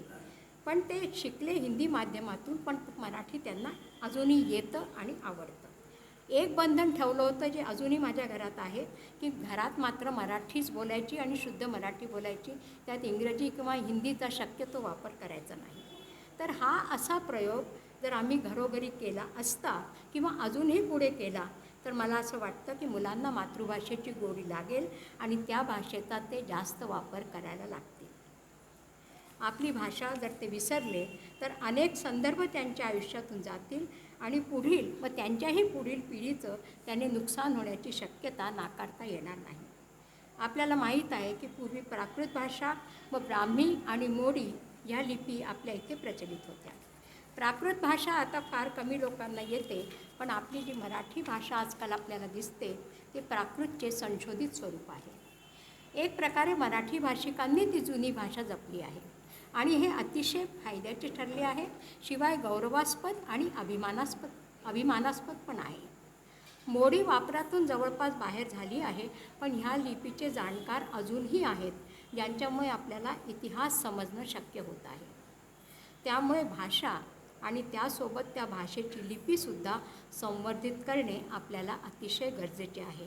म्हणजे रोमन लिपीमध्ये मराठी लिहिण्यात काहीच अर्थ नाही. नाहीतर आपण आता जे काही काम करत आहोत त्याचा पुढील पिढीला काहीच फायदा होणार नाही. त्यांना काहीच कळणार नाही की आपण काय, कसे आणि किती काम केले आहे, आणि मग भाषा उदास होईल. सुप्रसिद्ध कवी सतीश सोळांकूरकर यांनी भाषेच्या दुःखाला अत्यंत समर्थपणे त्यांच्या या कवितेत व्यक्त केले आहे. भाषा उदास आहे, भाषा उदास आहे, दुःखी आहे भाषा. ती पाहते आहे विचारांचा आणि स्वप्नांचा एक सलग मृत्यू तिच्यासमोर. तिला वापरून घेतले जात आहे हवे तसे, तिला वापरून घेतले जात आहे हवे तसे. तिच्या मनातला अर्थ उतरूच दिला जात नाही लिहिण्यात किंवा बोलण्यात. ती तगमगते आहे, ती तगमगते आहे, पाहते आहे निमूट तिची मोड तोड होताना. ती पाहते आहे धचा मा होताना खुलेआम. ती धपापते आहे, गुदमरतो आहे तिचा श्वास, कोणालाच ऐकू येत नाही आहे तिचा दबलेला उसासा. तिला आठवत राहतात अलंकाराने सजलेले जुने अदबीचे आपुलकीचे दिवस. तिला आठवत राहतात अलंकाराने सजलेले जुने अदबीचे आपुलकीचे दिवस. थोरा मोठ्यांच्या जिव्हेवर बागडतानाचा लढिवाळपणा. मोत्यांची माळ अलगद घरंगळत जावी तसे आपल्या अंतर्भूत अर्थाच्या नजाकतीसह शब्दांचे उतरत जाणे कागदावर आणि त्यातून उठणारा अनाहत नाद. तिला आठवत राहतो तिचा बिनधास्त वावर, कथा, कादंबरी आणि कवितांच्या पानापानातून साकारलेला. तिला आठवतो तिचा आवाज, गोड गळ्यांच्या बंदिशीतून झंकारलेला. भाषा उदास आहे, भाषा उदास आहे, दुःखी आहे भाषा. वाट पाहते आहे ती अमृताते पैजा जिंकू, असं म्हणणाऱ्या कोणा एका अवलियाची. भाषा वाट पाहते आहे कोणा एखाद्या अवलियाची. सतीश म्हणतात की ती तगमगते आहे, पाहते आहे निमूट तिची मोडतोड होताना. ह्या अनुषंगाने एक प्रश्न उपस्थित होऊ शकतो की आपण आज ज्या भाषेला शुद्ध म्हणतो ती तरी आपल्या मूळ स्वरूपात कोठे आहे. हा प्रश्न अगदी सार्थक आहे. आपण ज्ञानेश्वरी वाचतो तेव्हा हे लक्षात येते. ज्ञानेश्वरी किंवा भावार्थ दीपिकाचा कालखंड 700 वर्षांहून अधिक जुना आहे. पण मी जेव्हा माझ्या वडिलांचे मासिक हितचिंतक वाचते, ज्याचा उल्लेख उमाताईंनी केला, तेव्हा त्या मासिकाच्या भाषेत आणि आजच्या भाषेतसुद्धा बराच फरक जाणवतो. खरं तर ती म्हणजे फार जुनी गोष्ट नाही, 100 वर्षसुद्धा त्या मासिकाला झालेलं नाही आहे, पण ती भाषा समजणं अवघड जातं. तर हे सगळं सांगण्याचा माझा उद्देश असा की काळानुरूप भाषेमध्ये बदल घडत असतात. शेवटी भाषेलासुद्धा जगण्यासाठी लढा द्यावा लागतो. पण किल्ला लढवणारे लोक अजूनही आहेत हे पाहून मला नक्कीच छान वाटतं. नुकतेच माझ्या वाचनात असे आले की अगदी अलीकडे सुलभीकरणाच्या आणि उच्चारानुसार लेखनाच्या नावाखाली नागरी लिपीतील बरीच अक्षरं गाळले जात आहेत. या बाबतीत उत्साही लोक म्हणतात की सर्वसामान्य माणसांना या अक्षरांचा उच्चार वेगळेपणा करतच नाही, मग आपण त्यांना अक्षरच लिपीतून ती बाद करून टाकावी. श आणि श यांचा उच्चार एकच प्रकारे केला जातो. रू आणि रू कशाला हवेत? रुदनाचा रू आहे ना, मग रू ऋषीचा कशाला हवा? भाषाविद अविनाश बिनीवाले यांनी एक त्यांचा अनुभव सांगितला आहे की ते कटकला गेले होते. तिथे एक पत्रकार भेटला. तो म्हणाला की हल्ली आम्ही उडिया लिपीतला ऋषी या शब्दातला रू बाद केला आहे. मग त्यांनी विचारलं, मग तुम्ही ऋषी कसं लिहिता? पत्रकार विजयी मुद्रेनं उत्तरला की हल्ली आम्ही उडिया भाषेत ऋषी हा शब्दच वापरत नाही, आम्ही मुनी म्हणतो. अच्छा, अविनाशजी म्हणाले, पण ऋषी कपूरबाबत जर बातमी द्यायची झाली तर तुम्ही काय त्याचं नाव बदलणार? ऋषी कपूरला मुनी कपूर म्हणणार का? मग मात्र तो पत्रकार गप्प झाला. भाषेपुढे अजून एक संकट असे उभे आहे की नवीन पिढीतील पत्रकार इंग्रजीचा सर्रास वापर करतात आणि त्याला मालक संपादक यांची संमती असते. मला आठवतं जवळजवळ 35 वर्षांपूर्वी मी जेव्हा पत्रकारिता करत होते तेव्हा एखाद्या शब्दाबद्दल जर शंका असली तर इंदूरून निघणाऱ्या नई दुनिया या वृत्तपत्राकडे आम्ही धाव घेत असू. नई दुनियाने वापरलेला शब्द किंवा त्या वृत्तपत्राची भाषा ही प्रमाण भाषा मानली जायची. ह्याच वृत्तपत्रात आता पंतप्रधानांना PM, तरुणांना यूथ, विमान कोसळलं तर क्रॅश असे शब्द वापरले जातात. इतकेच नाही तर रोमन लिपीचा वापरसुद्धा मुबलक होताना दिसतो. आणि ही परिस्थिती फक्त छापील माध्यमात नाही तर इलेक्ट्रॉनिक माध्यमांनीसुद्धा ही भेसळ विपुल प्रमाणात केली आहे. किंबहुना त्यांनीच अशी सुरुवात केली हे म्हणणेसुद्धा रास्त ठरेल. इथे पुन्हा काही जण म्हणू शकतात की आजच्या पिढीला हीच भाषा समजते. जर एखाद्या शब्दाचा योग्य पर्याय उपलब्धच नसेल तर गोष्ट वेगळी, पण हवे असलेले शब्द, माहीत असलेले शब्द सोडून मुद्दाम इंग्रजी शब्द वापरणे योग्य आहे का हे आता आपण ठरवायलाच हवं. एक आणखी प्रश्न येतो की भाषेत असणारा आशय महत्त्वाचा की त्यात वापरलेले शब्द? नक्कीच आशय महत्त्वाचा आहे, पण म्हणून शब्दांचे महत्त्व कमी होत नाही. भाषेत भेसळ करणारी मंडळी ह्याच्या विरोधात म्हणतात की भाषेला हवं तसं बहरू द्यावं, पण हे सांगत असताना ते विसरतात की बहरणं वेगळं आणि आतून फुलून येणं वेगळं असतं. भाषेचा नीट सूक्ष्म अर्थछटांसह वापर होताना दिसत नाही. हा काळ संक्रमणाचा काळ आहे, म्हणून कदाचित हे बदल आपल्या पचनी पडत नाही. पुढील पिढीला ही भाषा अनोळखी वाटणार नाही कदाचित, पण ती त्यांच्या अंगवळणी पडलेली असेल. एक मात्र नक्की की आज ब्राह्मी किंवा पालीत लिहिलेले शिलालेख असो किंवा मोडीत लिहिलेली जुनी ऐतिहासिक पत्र असो, आपल्याला वाचता येत नाही. या संदर्भात अगदी नुकतीच म्हणजे 16 ऑक्टोंबरला मी एक बातमी वाचली की बिहारच्या राजस्व एवं भूमी सुधार विभागाने त्या विभागात कार्यरत असलेल्या सर्वांना तिथे पूर्व प्रचलित असलेल्या कैथी लिपीचे प्रशिक्षण देण्याची सुरुवात केली आहे. या लिपीची पुस्तकं पण छापली गेली आहे आणि त्याचं कारण ते देतात की राजस्व संबंधी जे जुने दस्तऐवज आहेत ते वाचता येत नाही, म्हणून हा निर्णय घेणं आवश्यक आहे. असा प्रयत्न मोठ्या प्रमाणात मोडी लिपीसाठी सुद्धा केला गेला पाहिजे. विशेष म्हणजे बोलण्याची किंवा रोजच्या व्यवहाराची भाषा वेगळी आणि साहित्याची भाषा वेगळी हे साधे सोपे गणित देखील आता विसरायला होत आहे. सवलत किती घ्यायची याचे भानच उरलेले नाही आहे. तंत्रज्ञानाचा वापर करता करता भाषेचा वापरही एक साधन म्हणूनच होत आहे. विशेष म्हणजे तरुण पिढीवर हा ठपका ठेवत असताना जुनी पिढीसुद्धा या भाषेच्या बाबतीत हलगर्जी झालेली दिसते. शुद्ध भाषेचा उपयोग मागील पिढी देखील करत नाही आहे. नुसतीच हेळसांड होत आहे. हे सर्व आपल्याला दिसतंय, जाणवतंय, पण आपण सर्वच हतबल आहोत ही खरी शोकांतिका. आपण सर्वांनी इतक्या सबुरीने माझं म्हणणं ऐकून घेतलं त्यासाठी मी अगदी मनापासून आभारी आहे. मी याला व्याख्यान मुद्दाम म्हणत नाही आहे की व्याख्यान एक मुद्देसूद आणि व्यवस्थित बोलणं असतं आणि ते मला कधीच जमत नाही. आमच्या इंदूरकरांना ही गोष्ट माहिती आहे. ते मला कधीच व्याख्यानासाठी किंवा भाषण देण्यासाठी बोलवत नाही, पण उमाताईंनी जोखीम घेतली याचे मला खूप कौतुक वाटते आणि थोडासा माझा उत्साह पण वाटला. ते एकदा परत सर्वांना धन्यवाद. नमस्कार.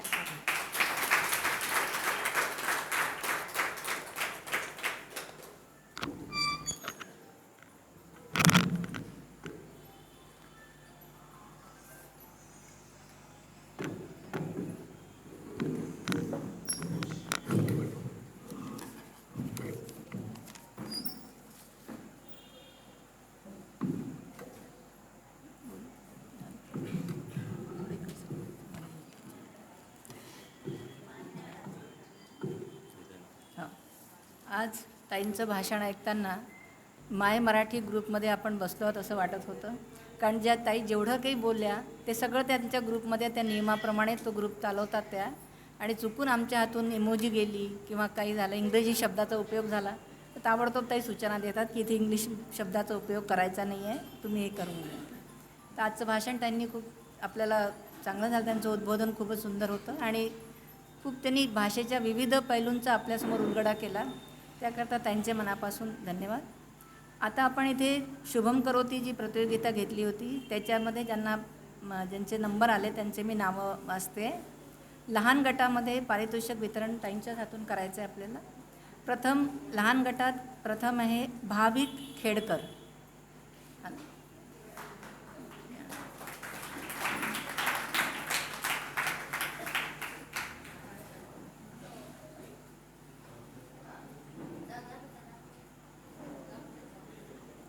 आम्ही सगळ्या मुलांना पारितोषिक तो देतोच आहे, त्याच्याबरोबर पुस्तकं पण देतो आहे छोटी, ती त्यांनी वाचावी घरी त्याच्याकरता. भेटू ए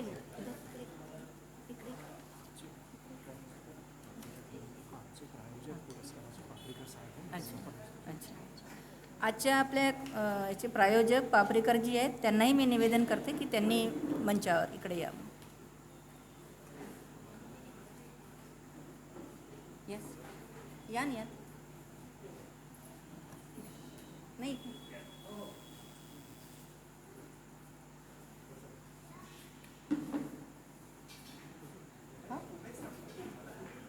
उभे राहा.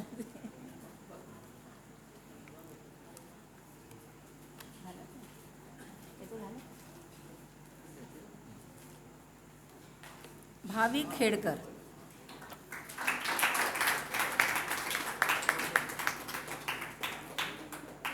आम्ही याच्याबरोबर रामरक्षित. अच्छा. दुसरं आहे द्वितीय पुरस्कार आहे आदिती मुसळगावकर.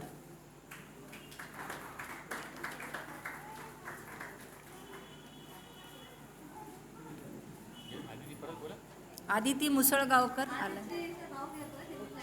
अच्छा अच्छा, मी तेच म्हणतो नाव मुलीचं आहे. अच्छा अच्छा. तृतीय पुरस्कार आहे हितेशी तांबे.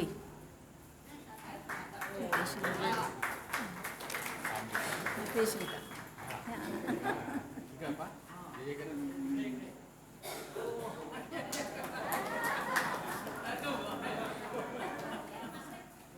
आणि उत्तेजनार्थ पुरस्कार आहे अनन्या राजे करकरे आणि यथार्थ लेले.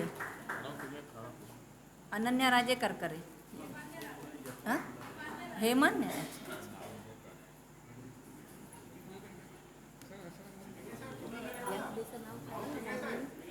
हेमन्या राजे. अच्छा अच्छा अच्छा अच्छा. हे छोट्या गटामध्ये कोण कोण आहे? हे अनन्या राजे, यथार्थ लेले आणि अनन्या राजे, हे हितेशी तांबे, आदिती मुसळगावकर, भावी खेडकर.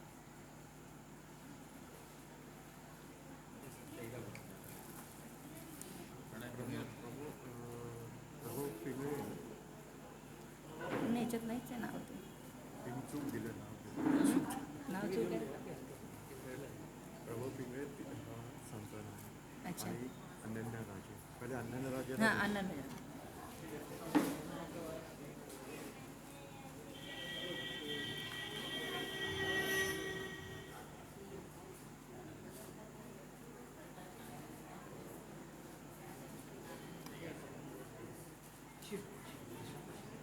हेमन्य नाव आहे काहीचं.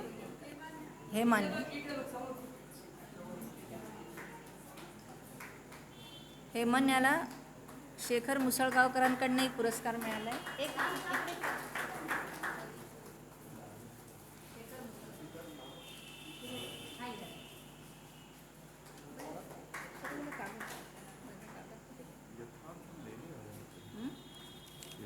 लेले यथार्थ लेले. अच्छा. हे पिंगळ्यांना दिलं का? यथार्थ लेले येऊन घे. नाही नाही आला. अच्छा प्रणय पिंगळे. अच्छा अच्छा म्हणून तो बिचारा वाट पाहत होता आपल्या. ते नावच नाही लागलं.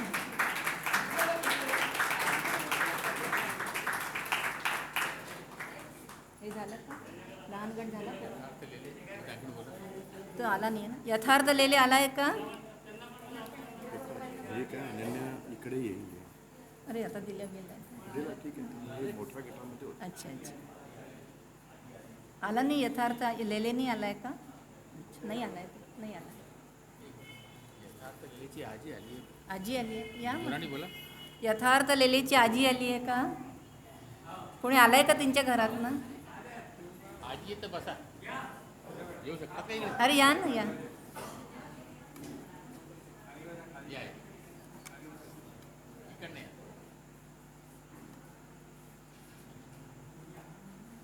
या ना या. नाही, नाही. या. या. इकडे इकडे येऊन या.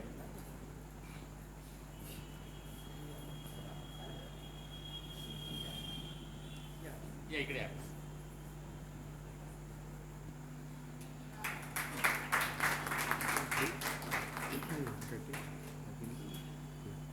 प्रणम्य कुंभराजवाले. आणि अनन्याचं पहिल्या पण तुम्ही देऊन टाकू. आता पारितोषिक वितरण मोठ्या गटाचं आहे. याच्यामध्ये प्रथम आहे व्यंकटेश नाशिककर. नाही आला. कोणी आलं आहे का घरात त्यांच्या घरामधून? ते आले तर नाशिककर. द्वितीय पुरस्कार आहे अजिंक्य खेडकर.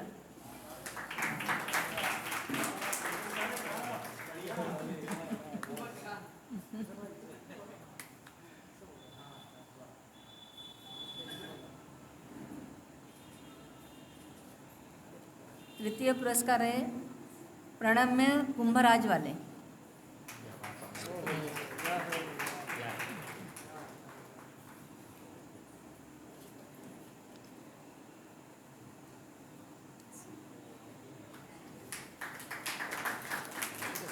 हे आहे ना? तो दिला ना. उत्तेजनार्थ आहे आयुषी शाक्य.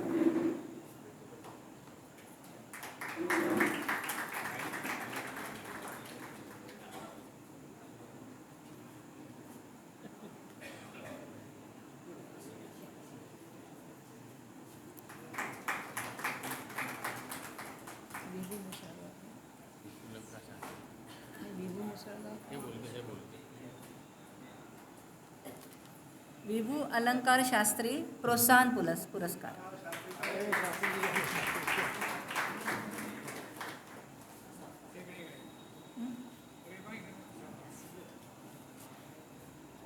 पुस्तकं निघाली ते सांग मला हे तर कोणते पुस्तक दिले रामलक्ष्मीचं?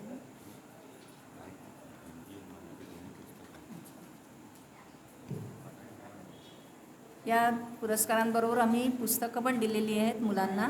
मराठी हिंदी हे दोन्ही पुस्तकं आहेत, तर त्यांनी ती जरूर वाचावी आणि आपल्या मित्रांनाही द्यावी, आपल्या मैत्रिणींनाही द्यावी. जास्तीत जास्त संख्येने ती पुस्तकं वाचली जावी अशी आपली इच्छा आहे. आता मी इथे आभार प्रदर्शनासाठी आमचे अध्यक्ष यांना आमंत्रित करते की त्यांनी आभार प्रदर्शन करावं.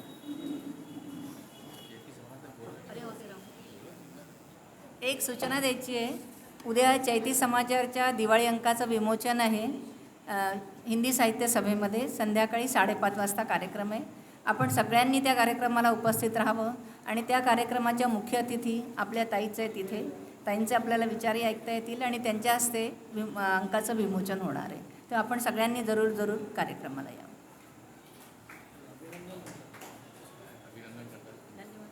या तुम्ही काय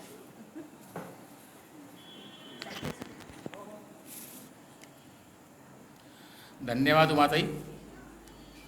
आजचा कार्यक्रम आपल्या शेवटल्या टप्प्यामध्ये आभाराच्या टप्प्यात आलेला आहे. सर्वप्रथम माळेला पुष्कळ कौतुक आहे की रवी शिरोडकर यांनी ही माळा सुरू केली आहे.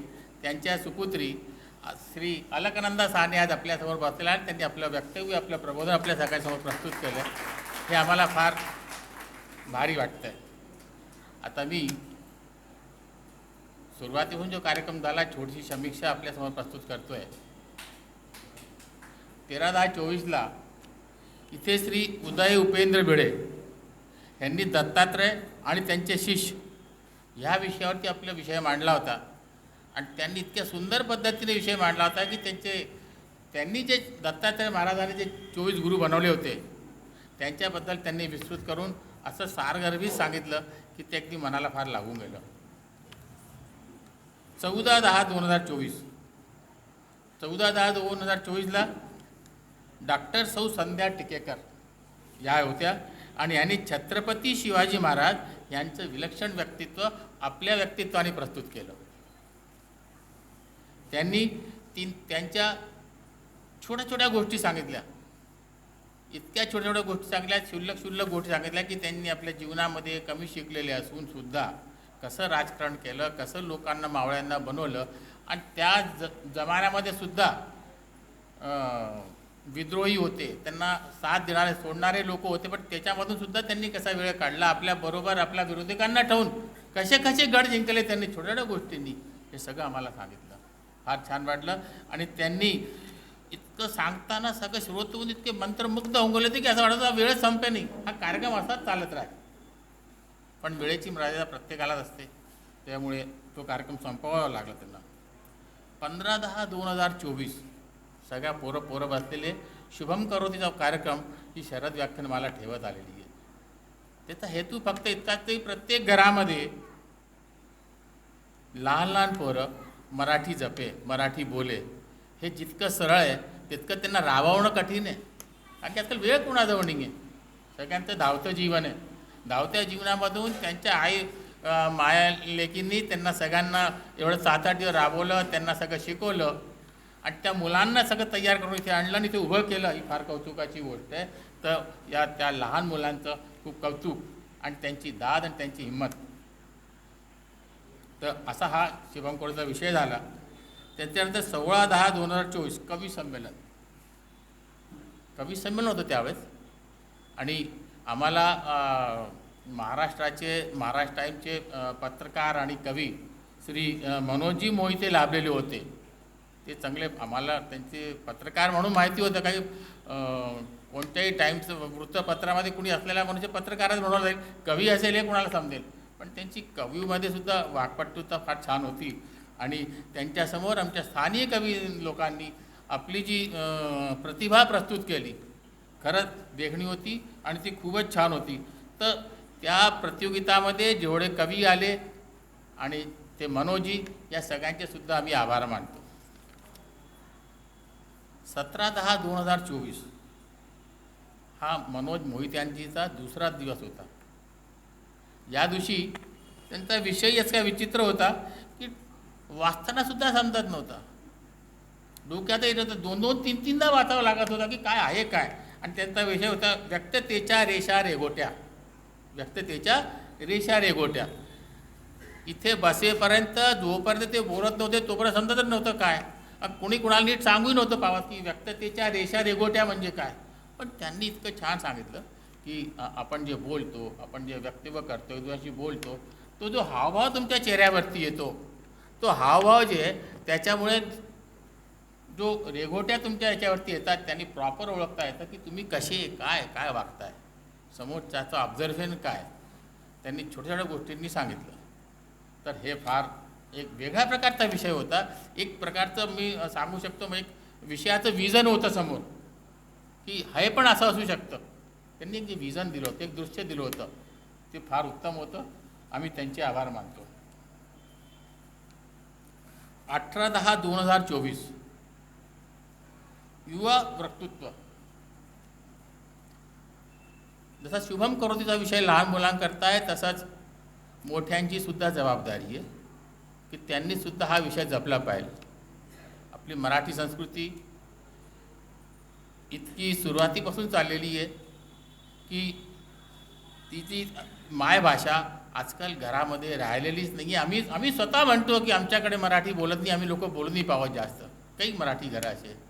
तर शरद व्याख्यानमाला हा प्रयत्न करते की काही युवा ये आणि थोडा वेळ तरी एखाद्या विषयावरती मराठीमध्ये थोडा वेळ बोले, दुसऱ्या विषयांचा वापर करे नाही. विषय पुष्कळ आहे, जसं ताईंनी आत्ता सांगितलं की सेंड टू, पोस्ट टू, हे कुठं ना नवीन नवीन येऊन गेले. तर तेवढ्या वेळ ते अभ्यास करतील. आणि युवा याच्याकरता की जर ते मराठी बोलतील तर येणाऱ्या पुढच्या पिढीला ज्या त्यांच्यापासून येणार आहे त्यांना ते मराठी आपली मायभाषा सांगतील आणि आपली मराठी भाषा पुढे वाढेल.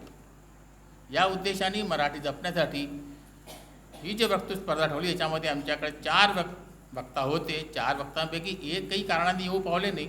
बाकी 3 वक्ता जे उपस्थित होते त्यांचासुद्धा शरद व्याख्यानमाला आभार व्यक्त करते. आज खूप छान विषय ताई अलकनंदा साने यांनी भाषेचे बदलते स्वरूप या विषयावरती मांडले आणि खूप सुरेख मांडले.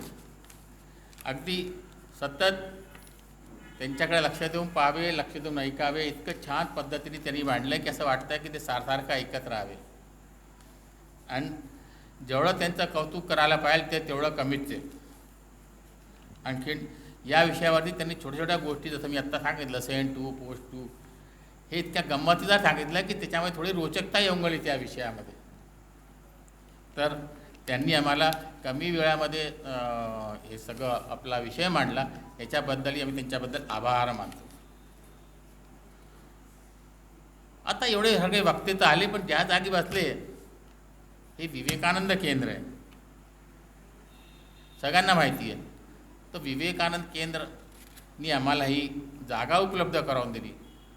जागा उपलब्ध करवलीच नाही, त्याच्यावर त्यांचे जे कामं करणारे लोक आहे ते सुद्धा आमच्या मदतीला असायचेच नेहमी आणि नेहमी विचारायचे काका काय हवं आहे. तर या पूर्ण कार्यक्रमासाठी आम्ही विवेकानंद केंद्र आणि त्यांचे कर्मचारी म्हणा, त्यांचे काम करणारे मुलं म्हणा, राहणारे मुलं म्हणा, या सगळ्यांचे सुद्धा मला आभार व्यक्त करते.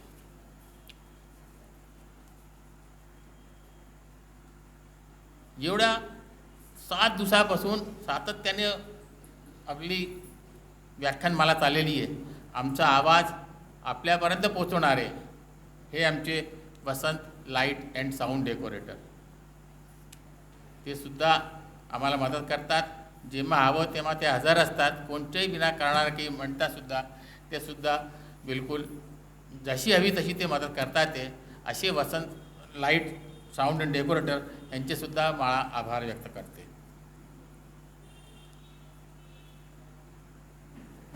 पालक शुभम करोती कार्यक्रमाकरता जेवढे आई वडील या कार्यक्रमाच्या मागे लागले राहिले,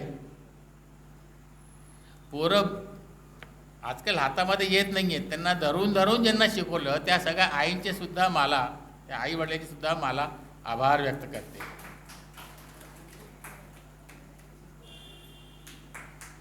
कोणत्याही कार्यक्रमाची सफलता असफलता ही सर्वात जास्त डिपेंड करते श्रोत्यांवर.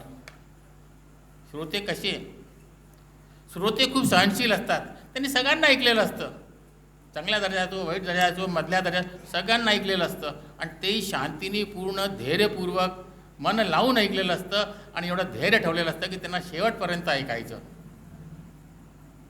असे श्रोते आमचे. आणि आज सर्व प्रकारचे प्रलोभन आहे, काही प्रकारचे प्रलोभन आहे. ज्या वेळेमध्ये व्याख्यानमाला सुरू असते त्या वेळामध्ये काही प्रकारचे प्रलोभन आहे, ते सगळे प्रलोभन सोडून आमचा हा श्रोतवृंद जो इथे बसलेला आहे त्यांनी आम्हाला वेळ दिला व्याख्यानमालेला, व्याख्यानमालेला मनापासून जपलं आहे, तर त्या सगळ्या श्रोतवृंदांचं आम्ही अभिनंदन करतो, त्यांचे आभार मानतो की त्यांच्याचमुळे हा कार्यक्रम सफल होऊ शकता. पुन्हा पुन्हा आम्ही त्यांचे आभार मानतो. आणि एवढेच नव्हे, आभार नुसतं आभार नाही, त्यांच्या या सहयोगाने जसं ताईंनी आत्ता म्हटलं होतं, आम्ही आमच्या शतकाच्या पाऊलवाटेकडे वाढतोय, असाच त्यांचा प्रतिसाद आम्हाला मिळत राहील याचे मी अपेक्षा ठेवतो. टाळ्या तर हव्या कमीत कमी याच्याकरता.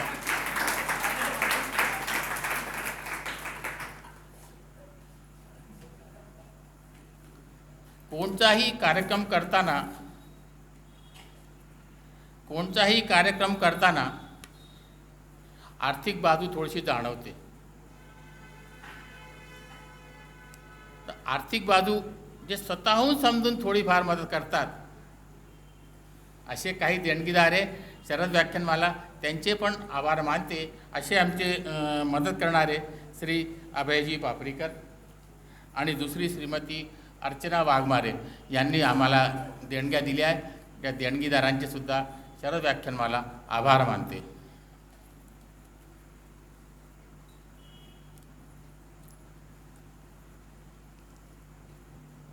आता हा कार्यक्रम आपल्याशिवाय पूर्ण ग्वाल्हेर भरामध्ये जाय, सगळ्यांना समजे की काय चाललं आहे. असे जे सोशल मीडियामध्ये आमचे काम बघून राहिले, त्यांची तब्येत ठीक नाही, त्यांचं आता ऑपरेशन झालं होतं, तरी पण काळजीने तातडीने काम करतात, असे सोशल मीडिया प्रभारी आमचे श्री निशिकांतजी सुरंगे, त्यांचा आम्ही व्याख्यानमालेकडनं आभार व्यक्त करतो.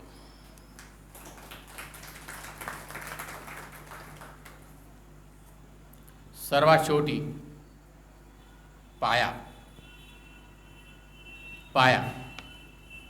कोणतंही घर बनण्यासाठी जसा मजबूत खांब लागतो, मजबूत पाया लागतो, असे आमचे देवतुल्य कार्यकर्ता जे गेल्या 3 महिन्यापासून याच्यामध्ये लागलेले, सतत त्याच्यामध्ये प्रयत्न लागले, बसून आले, डोक्यामध्ये तेच सगळं लक्ष घालून तेच, आणि त्यांनी व्यवस्थित तरीक्याने या पूर्ण कार्यक्रमाचे नियोजन करून त्याची जी मांडणी केली आहे, त्या माझ्या सगळ्या कार्यकर्त्याचे शत आभार. माझे हे असे कार्यकर्ता खरंच कधी कुठे मिळणार नाही, यांचे परत मी आभार मानतो. परत एकदा सांगावशी वाटते की व्याख्यानमाला आपल्या सगळ्यांच्या सहयोगाने आपल्या शतकाकडे पाऊलवाट करते, तर परत पुढच्या वर्षी नवीन उत्साहाने, नवीन ऊर्जाने आपण सगळे परत इथे भेटू, याकरता सगळ्यांची अपेक्षा आणि सगळ्यांना धन्यवाद. आजचा कार्यक्रम इथेच संपला. सगळ्यांचे पुन्हा एकदा आभार. नमस्कार.